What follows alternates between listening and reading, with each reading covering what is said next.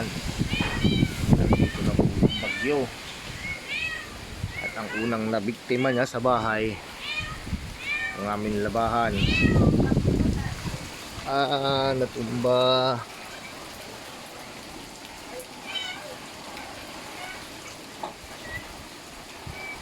Daming trabaho nito.